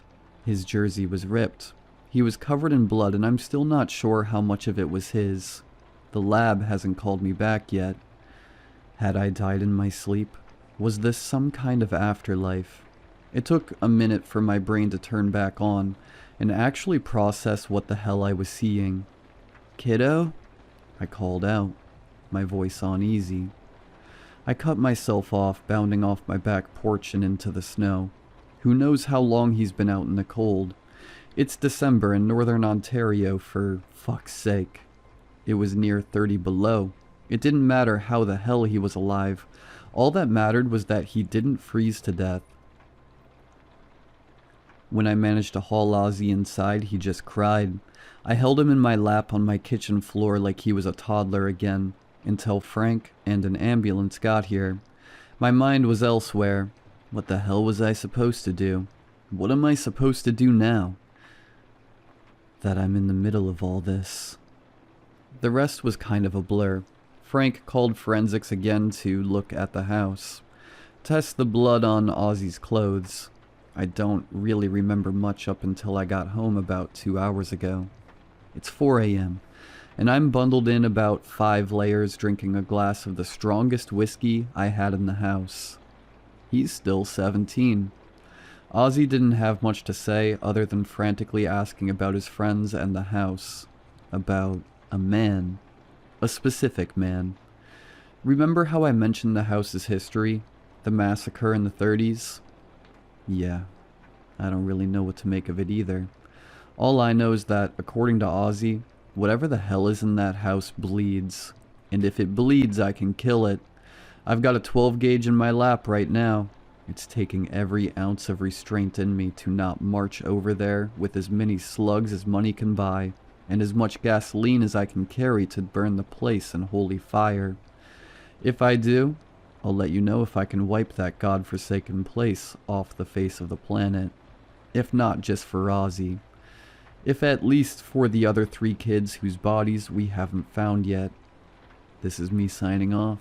I need to put down the whiskey and go get some sleep before I do something stupid.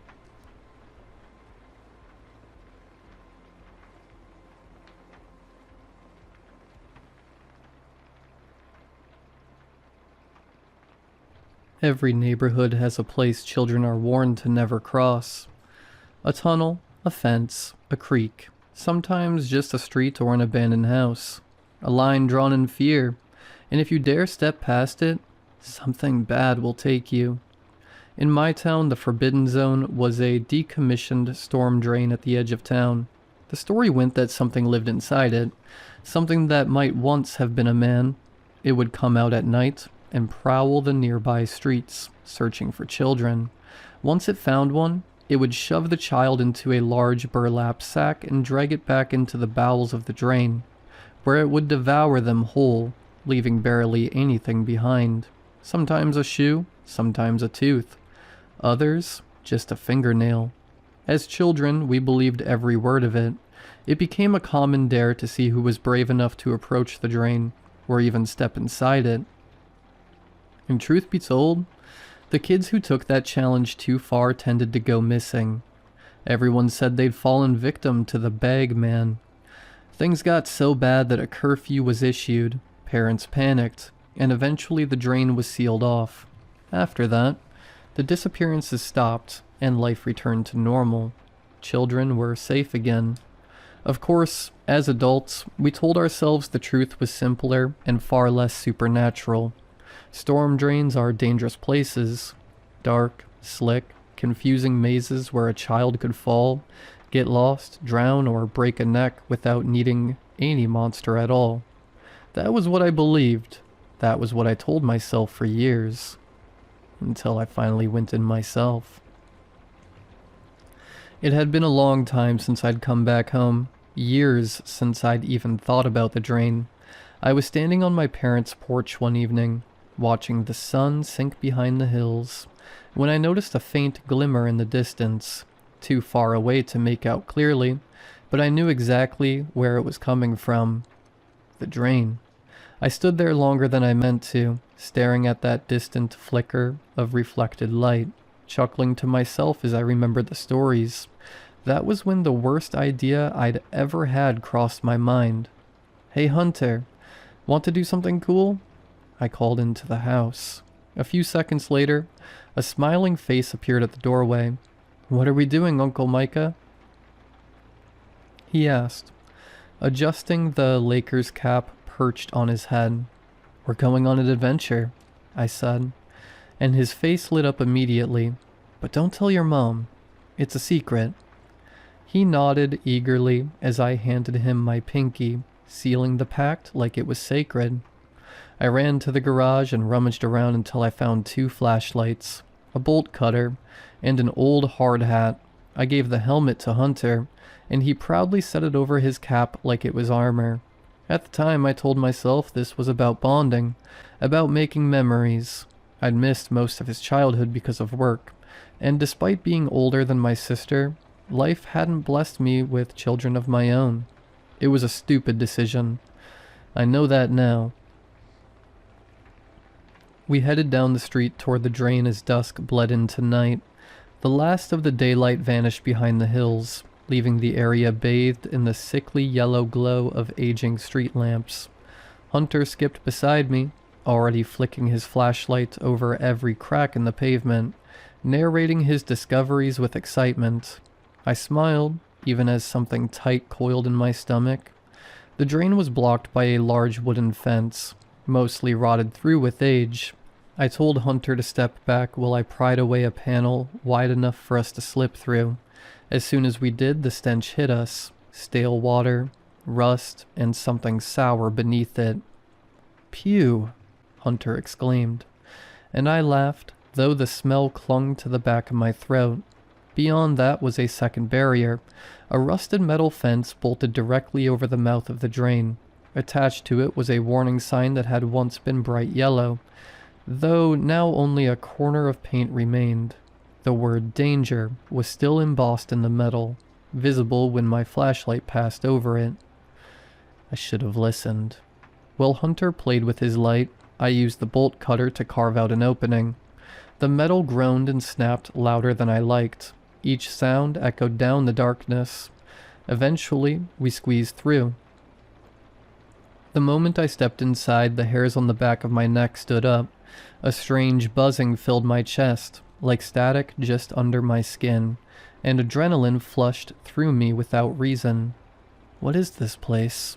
Hunter asked, his voice smaller now as he moved deeper into the tunnel. "It's just an old drainage pipe," I said, trying to sound casual. "Pretty neat, right?"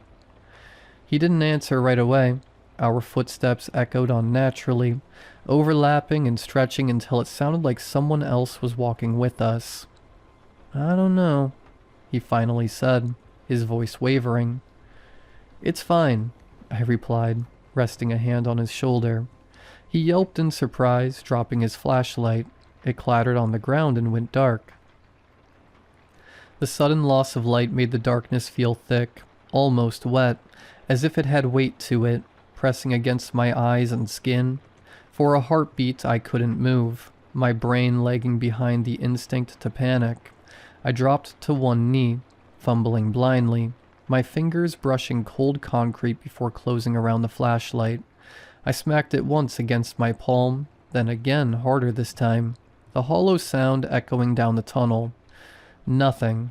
A third smack finally coaxed it back to life, the beam sputtering weakly before stabilizing. As the light returned, something deep within the tunnel shifted. It wasn't loud, it wasn't even clear, just a subtle displacement, like water disturbed far away, but it was enough to make my stomach clench. My mouth went dry, the taste of metal and ash coating my tongue, and I realized I'd stopped breathing. I forced air back into my lungs slowly, carefully, as if any sudden movement might draw attention.